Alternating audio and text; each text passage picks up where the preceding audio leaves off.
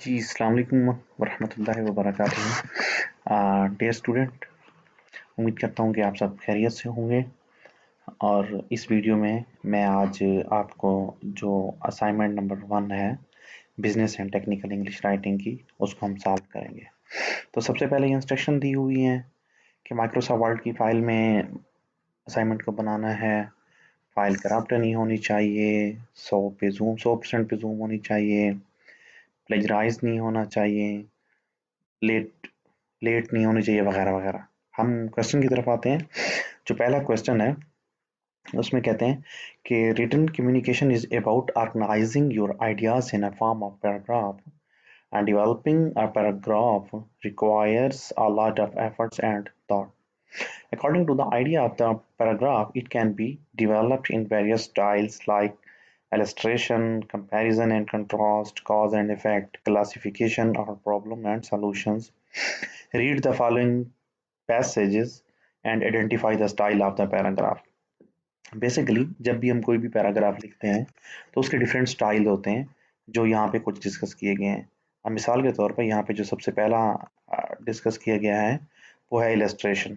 अब इलस्ट्रेशन एक पैराग्राफ की ऐसी टाइप होती है जिसके अंदर किसी एक टॉपिक को डिस्कस किया जाता है, यानी कि उसको एक्सप्लेन किया जाता है। मिसाल देता हूँ, जैसे हम मैट्रिक में थे या एफएससी में थे तो हम अक्सर क्या करते थे, मज़ामीन लिखा करते थे। फॉर एग्जांपल हमें टॉपिक मिला है कायद-ए-आज़म मोहम्मद अली जिन्ना, तो उस पे हमने एक पैराग्राफ लिखा है तो वो इलस्ट्रेशन कहलाएगा, क्योंकि हम कायद-ए-आज़म को एक्सप्लेन कर रहे हैं, कहाँ पे पैदा हुए थे, क्या कारनामा था उनका, पाकिस्तान बनाया था, और जो भी हम लिखते हैं वो एक इलस्ट्रेशन होती है बेसिकली। और जो दूसरी टाइप है वो है कंपैरिजन एंड कंट्रास्ट।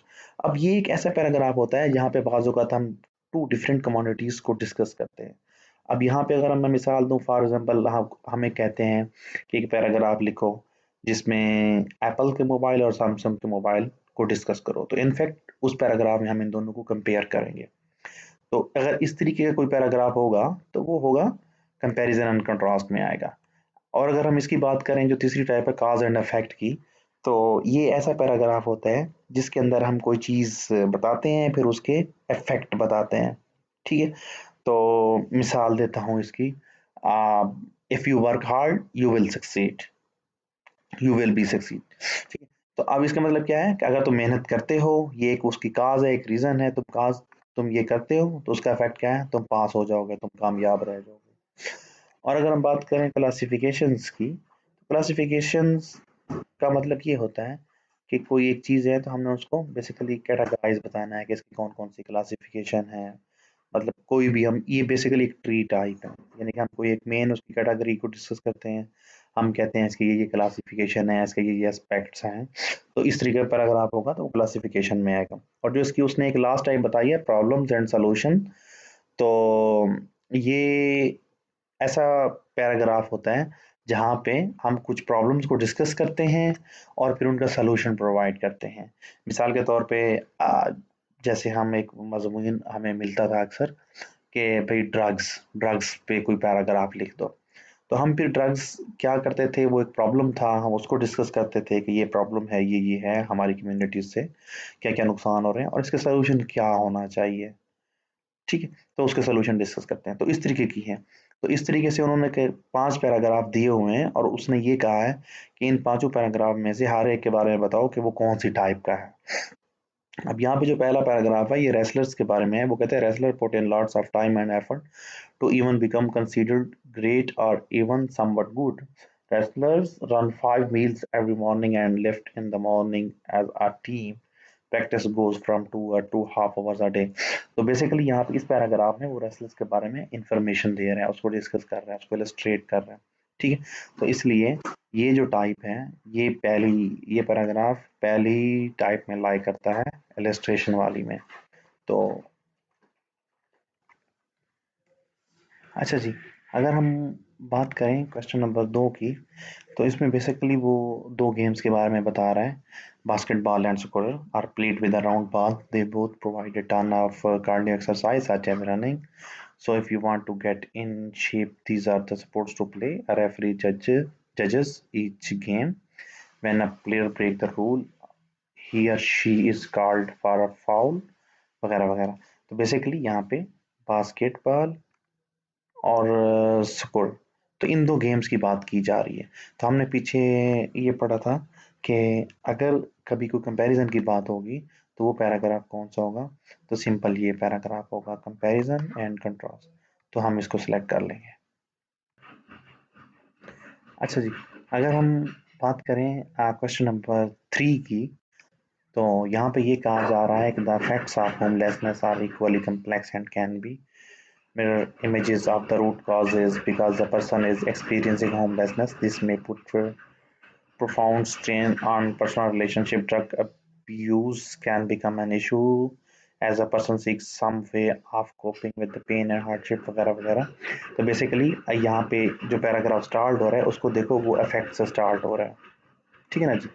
तो वहाँ पे होमलेसनेस की बात की जा रही है और उसके इफेक्ट्स की बात की जा रही है, यानी कि जो होमलेसनेस है ये एक काज है और उसके इफेक्ट्स क्या हैं, यानी कि वो ड्रग की बात कर रहा है कि वो डाउनवर्ड चला जाता है, वो डीपर एंड डीपर बर्टी है, और मतलब डिफरेंट उसकी जो इफेक्ट्स हैं वो दिखाए जा रहे हैं, ठीक है।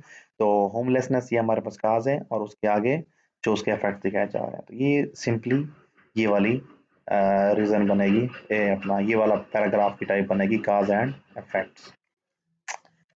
अच्छा जी, अगर हम बात करें क्वेश्चन नंबर 4 की, तो यहाँ पे है there are three different types of rock music, alternative rock, classic rock and hard rock, also known as metal. Alternative rock features a steady wave, so यहाँ पे हमें पहला सेंटेंस पढ़ के ही हमें अंदाजा हो गया है, तो यहाँ पे कोई क्लासिफाई किया जा रहा है, कैटेगराइज किया जा रहा है। तो हमने पहले बात की थी क्लासिफिकेशन में क्या होता है, कोई एक टॉपिक होता है उसकी डिफरेंट कैटेगरीज को डिस्कस किया जाता है। तो यहाँ पे भी सिंपल वही हो रहा है, there are 3 different type of rock music. तो यानी कि रॉक म्यूजिक की 3 टाइप को डिस्कस किया जा रहा है, अल्टरनेटिव और वगैरह वगैरह। तो इसका मतलब क्या हुआ, ये हमारा जो क्वेश्चन है ये सिंपल क्लासिफिकेशन से बिलोंग करता है, ठीक है।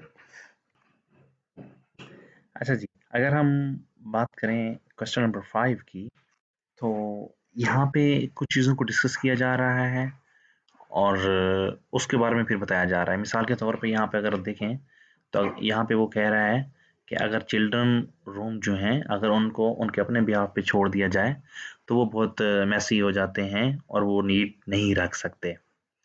तो इसका मतलब ये है कि जो पहली बात, चिल्ड्रन को अकेला छोड़ दो, फिर उसका रिजल्ट क्या निकलेगा। अब ये मुझे जहाँ तक लग रहा है कि ये इसका काज एंड इफेक्ट बनता है।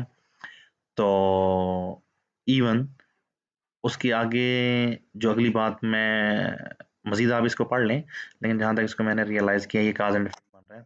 तो फॉर एग्जांपल यहाँ पे कह रहा है कि अगर एक अंडा है, अगर उसको तोड़ दो तो फिर क्या होता है, अगर वो दोबारा अपने शेल में दोबारा से वो बन जाए, अपने शेल में दोबारा से आ जाए, वी वुड लाफ। यानी कि पहला उसने काज किया है, अगर ऐसा हो जाए फिर उसके बदले में इफेक्ट क्या होगा कि हम हंसेंगे in the same way, we laugh as a movie run backward. तो इसका काज एंड इफेक्ट बनेगा।